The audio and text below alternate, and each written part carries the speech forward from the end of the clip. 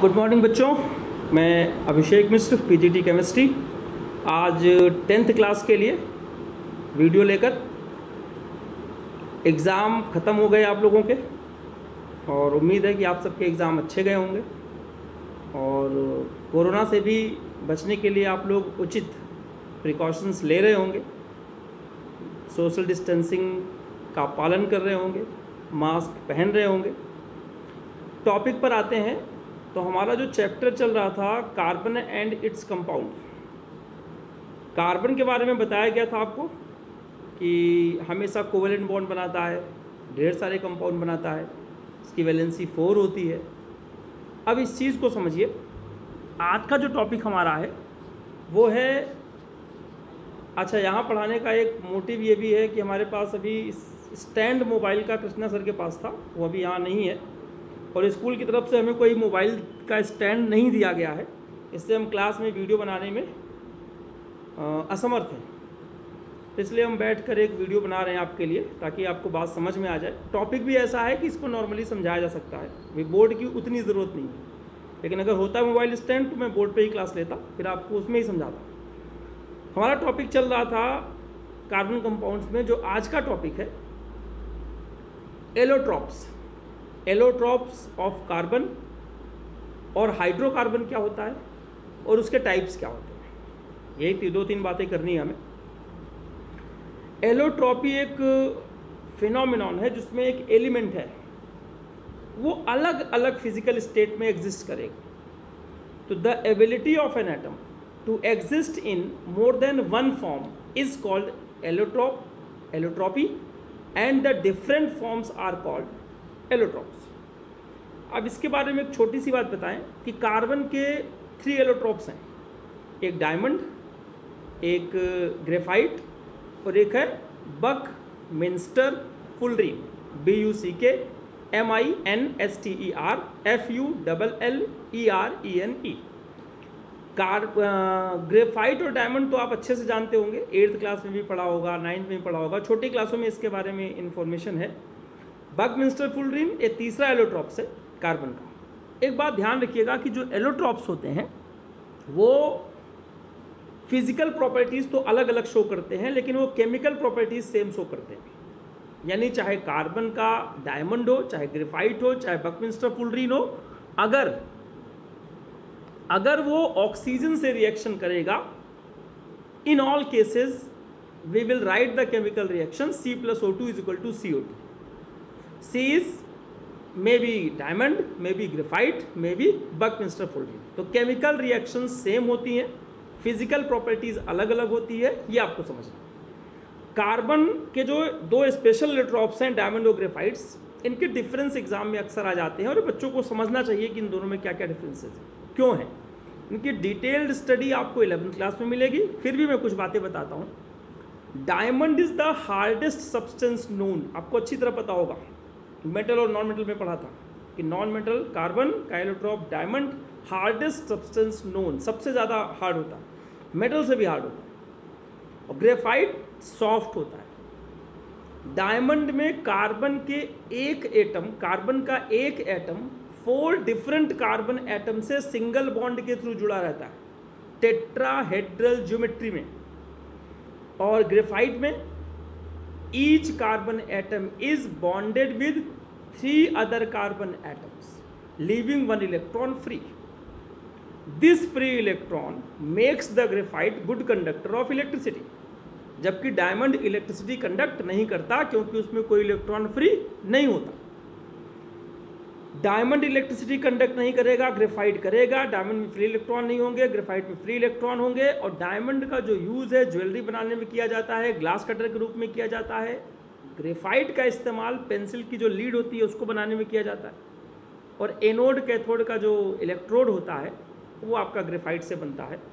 आप 11th class में इस चीज़ को अच्छे से देखेंगे कि जितने भी ग्रेफाइट इलेक्ट्रोड्स होते हैं अक्सर ग्रेफाइट के बनाए जाते हैं। जो बैटरी होती है ना, जो हम पीछे मेरे देखिए घड़ी दिख रही है, उसके अंदर एक सेल होगा, सेल को तोड़ के निकालेंगे तो रॉड सी दिखेगी, वो रॉड आपकी ग्रेफाइट की होगी, पेंसिल की लीड ग्रेफाइट की होगी। याद रखना, ग्रेफाइट थोड़ा स्लिपरी होता है, क्योंकि उसकी हेक्सागोनल प्लेनर ज्योमेट्री होती है और दोनों प्लेन एक दूसरे पर स्लिप कर सकते हैं due to presence of weak van der Waals force. ये 11th क्लास की बात है, अभी नहीं समझेंगे तो कोई गलत बात नहीं, बाद में देखेंगे इसको। तो अभी आपको ये समझ में आ गया कि डायमंड और ग्रेफाइट में क्या क्या डिफरेंस है। बकमिंस्टर फुलरिन के बारे में बात करूं तो ये डायमंड से थोड़ा सॉफ्ट होता है लेकिन ग्रेफाइट से हार्ड होता है। जी detailed study is in 11th class. अगर आपको शौक है पढ़ने का तो आप हेल्प बुक से इसको पढ़ के देख सकते हैं। इस चीज़ को समझिए। एलोट्रॉप्स के बाद हमारा अगला टॉपिक है हाइड्रोकार्बन। हाइड्रो मतलब हाइड्रोजन, कार्बन मतलब carbon. Those compounds which consist of only carbon and hydrogen या which are formed from carbon and hydrogen only are called hydrocarbons. Hydrocarbon भैया दो तरह के होते हैं, एक सैचुरेटेड एक अनसैचुरेटेड। सैचुरेटेड क्या है, अनसैचुरेटेड क्या है, इनके जो स्ट्रक्चर है वो हम अगली क्लास में आपको बोर्ड पे पढ़ा देंगे। तो सैचुरेटेड और अनसैचुरेटेड होता क्या है पहले ये समझ लीजिए। हमने आपको 9th में सोल्यूशन पढ़ाया था, तो सैचुरेटेड और अनसैचुरेटेड सोल्यूशन बताया था। उसमें हमने एक कहानी भी बताई थी कि सैचुरेशन क्या होता है और अनसैचुरेशन क्या होता है। किसी इंसान को भूख लगी है तो वो अनसैचुरेटेड है, उसको खाना खिला दिया तो अनसैचुरेशन कम हुआ। क्या खाना खाने के बाद इंसान की भूख पूरी खत्म हो जाती है? अपने ऊपर ट्राई कीजिएगा तो आपको लगेगा कि आप एक रोटी और खा सकते हो, तो इंसान कहेगा ना ना एक तो खा ही सकता हूँ। इसका मतलब पहले वो सैचुरेटेड पूरा नहीं था, उसका अनसैचुरेशन बचा हुआ था। एक रोटी और खाने के बाद फिर से अगर प्रेशर दिया जाए तो क्या वो आधी रोटी और नहीं खाएगा? बिल्कुल खाएगा। इसका भी मतलब अभी सैचुरेशन नहीं हुआ। फिर क्या खाना खाने के बाद वो गाजर का हलवा या रसगुल्ला नहीं खा सकता? पता चलेगा नहीं नहीं वो भी खा सकता है, तो सैचुरेशन नहीं हुआ। सैचुरेशन मीन्स ऐसी सिचुएशन जब वो कह दे कि अब तो चाहे गोली मार दो, अब मैं खाना नहीं खाऊंगा, रसगुल्ला नहीं खाऊंगा, गाजर का हलवा नहीं खाऊंगा, कुछ भी रख दो मैं नहीं खाऊंगा। That state is called saturation. गिलास में अगर हम पानी भरें और ग्लास पूरा भरा हुआ ना हो हम कहेंगे वो अनसैचुरेटेड विद वाटर, और अगर वो पूरा भर गया और पानी बहने लगा मतलब वो अब सैचुरेटेड हो गया। जिसमें एडिशन की पॉसिबिलिटी ना हो उसे बोलेंगे सैचुरेटेड, और जिसमें एडिशन की पॉसिबिलिटी है ना ना अभी और खा सकते हैं, अनसैचुरेटेड। तो सिंपली यहाँ भी है हाइड्रोकार्बन में क्या कहा गया कि जिस हाइड्रोकार्बन में डबल और ट्रिपल बॉन्ड प्रेजेंट होता है तो उसमें एडिशन की पॉसिबिलिटी होती है, तो वो डबल बॉन्ड टूट के सिंगल हो जाएगा, ट्रिपल वाला टूट के डबल होगा, डबल वाला टूट के सिंगल होगा। वो हम बोर्ड में अच्छे से समझाएंगे, ये हमारे सिलेबस का है, परेशान मत होइए। तो unsaturated hydrocarbons are those hydrocarbon in which triple and double bonds are also present between carbon carbon atoms, but in case of saturated hydrocarbon only single covalent bond is present between carbon carbon atoms. अब इस चीज को समझिए आप कि वहां पर केवल सिंगल बॉन्ड है सैचुरेटेड में, और अनसैचुरेटेड में डबल और ट्रिपल भी प्रेजेंट है। अब जो सैचुरेटेड है उसमें एडिशन रिएक्शन नहीं हो सकता, और जो अनसैचुरेटेड है उसमें एडिशन रिएक्शन हो सकता है। जो सैचुरेटेड है उसमें सब्स्टिट्यूशन रिएक्शन होगा, एक बॉन्ड का एटम हटेगा दूसरा एटम आ जाएगा, बॉन्ड नहीं टूटेगा। और दूसरे वाले में क्या कहा गया कि वहां पर सब्स्टिट्यूशन नॉर्मली नहीं होता। तीसरी बात मैं आपको बताऊं, जो सैचुरेटेड हाइड्रोकार्बन है उसको अगर हम जलाएं तो ब्लू फ्लेम के साथ जलते हैं बिना धुएं के, और अनसैचुरेटेड वाले को जब जलाते हैं तो येलो फ्लेम के साथ जलते हैं धुएं के साथ। एग्जाम्पल, मिट्टी का तेल जला के देख लीजिए, कागज जला के देख लीजिए, अनसैचुरेटेड येलो फ्लेम, लकड़ी जला के देखिए अनसैचुरेटेड येलो फ्लेम। बट क्या होता है जब हम बर्नर जलाते हैं, गैस जलाते हैं, तो ब्लू फ्लेम निकलती है, वो कंप्लीट कंबशन होता है। यानी saturated hydrocarbon burns with blue flame without smoke due to complete combustion, और unsaturated hydrocarbons burns with yellow sooty flame SOOTY, sooty flame, धुएंदार वाली, धुआं वाला, ड्यू टू पार्शियल कंबशन या इनकम्प्लीट कंबशन। अब इस चीज को समझिए कि वहां पर ब्लू फ्लेम है, यहां पर येलो फ्लेम है। एक और बात जो काम की है, सैचुरेटेड हाइड्रोकार्बन जो ब्लू फ्लेम के साथ जलता है, अगर एक कंडीशन अप्लाई कर दिया जाए तो येलो फ्लेम भी जलेगा, और अनसैचुरेटेड वाला जो हमेशा येलो फ्लेम देता है, कंडीशन अप्लाई कर दी जाए तो ब्लू फ्लेम देगा। What is the condition? Gas के बर्नर में ब्लू फ्लेम निकलती है, सबने देखा, घर पे सब लोग हैं, प्रैक्टिकल कीजिए, थोड़ा सा रिस्की है, थोड़ा संभल के। कभी आपने देखा होगा, फील किया होगा कि दूध रखते रखते दूध गैस पे रखा है और वो दूध बह गया, तो बर्नर के कुछ होल उससे ढक जाते हैं, ब्लॉक हो जाते हैं। उस कंडीशन में आप देखिएगा कि वो ब्लू फ्लेम जो निकलती है वो येलो फ्लेम के साथ निकल रही है। क्यों? क्योंकि बर्नर का जो पहले एरिया ज़्यादा था, जैसे ही कुछ ब्लॉक हो गया तो एरिया कम हो गया, एरिया कम हो गया तो एयर की सप्लाई कम हो गई, और कंबशन के लिए एयर जरूरी है। तो यहाँ पर limited supply of oxygen, limited supply of air अगर कर दी जाए तो कितना भी सैचुरेटेड हो वो कंप्लीट कंबशन नहीं देगा। बर्नर का एग्जांपल दे दिया। अगर अनसैचुरेटेड है और हमने उसको ऑक्सीजन ज़्यादा सप्लाई कर दी तो वहाँ पर सैचुरेटेड वाली कंडीशन आ जाएगी और ब्लू फ्लेम के साथ जलेगा। आप उसको देख लीजिए, एसेटाइलिन CH ट्रिपल बॉन्ड CH, वो आप बाद में समझ जाएंगे। जो वेल्डिंग करने वाले होते हैं ना, उनको देखो हमेशा ब्लू फ्लेम निकलती है, वहाँ ऑक्सीजन ज़्यादा सप्लाई होती है, गैस अनसैचुरेटेड होती है।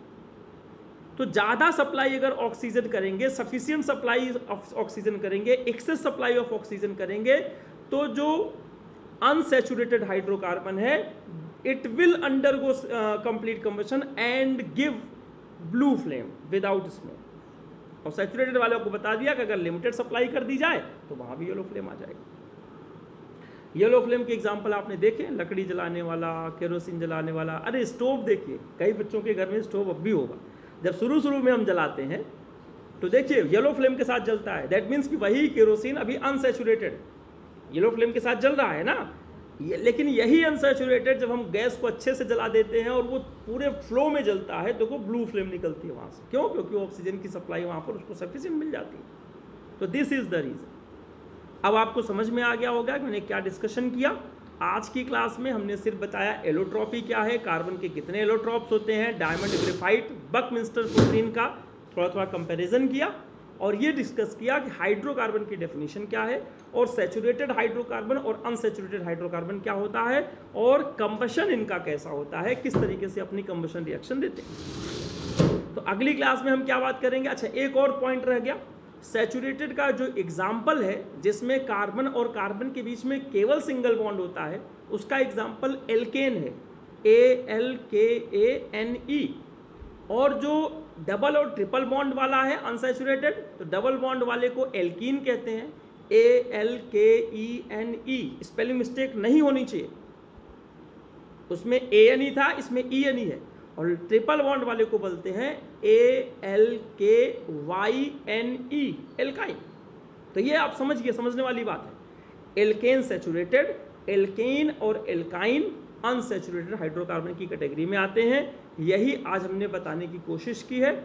अगली क्लास जब भी हमारी होगी हम आपको ये डिस्कस करके बताएंगे कि एल्केन का स्ट्रक्चर कैसे बनता है, मॉलिक्यूलर फार्मूला क्या है, एल्कीन का स्ट्रक्चर कैसे बनता है, उसका मॉलिक्यूलर फार्मूला क्या है, एल्काइन का स्ट्रक्चर कैसे बनता है, उनका मॉलिक्यूलर फार्मूला क्या है, और इन तीनों हाइड्रोकार्बन में इलेक्ट्रॉन डॉट स्ट्रक्चर कैसे बनाएंगे।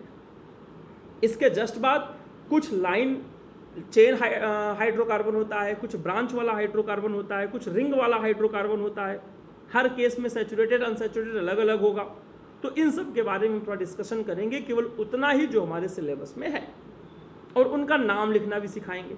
आपने नाम सुना होगा, मीथेन, ईथेन, प्रोपेन, ब्यूटेन। आप जानते हैं जो गैस जलती है एलपीजी लिक्विफाइड पेट्रोलियम गैस में जो एल्केन प्रेजेंट होता है उसका नाम ब्यूटेन है, BUTANE।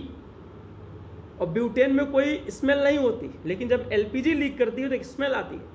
वो स्मेल आती है इथाइल मरकैप्टम के चक्कर में, ETHYLMERCAPTAM, मरकैप्टम।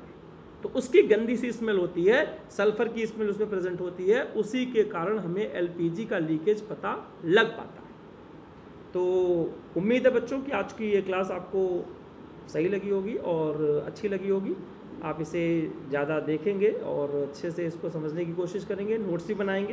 होमवर्क मैं आपको व्हाट्सअप कर दूंगा, और उम्मीद करूंगा कि मुझे यहाँ पर स्कूल की तरफ से मोबाइल स्टैंड प्रोवाइड कराया जाए, ताकि मैं अपनी क्लासेस निर्बाध तरीके से विदाउट एनी डिस्टर्बेंस हम उसको कंटिन्यू कर सकें। हमें किसी का वेट न करना पड़े कि हाँ कृष्णा सर वाला स्टैंड कहाँ गया, या स्टैंड एक स्कूल की तरफ से मिलना चाहिए ताकि हम लोग अपना काम अच्छे से कर सकें। तो आज की क्लास में बस इतना ही। आपके स्वास्थ्य की कामना करते हुए आपको बहुत बहुत धन्यवाद।